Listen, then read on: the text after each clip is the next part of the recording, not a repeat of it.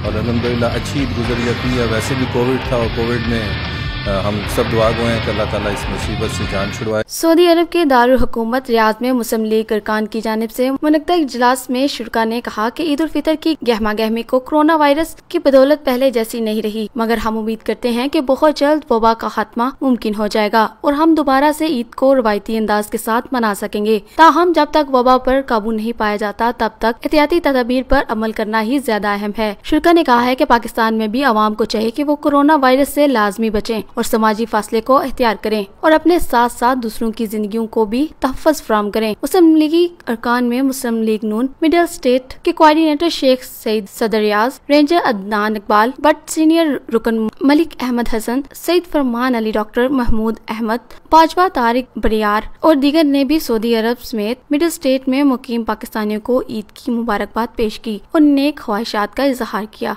Rana Azeem, SP news, Saudi Arab.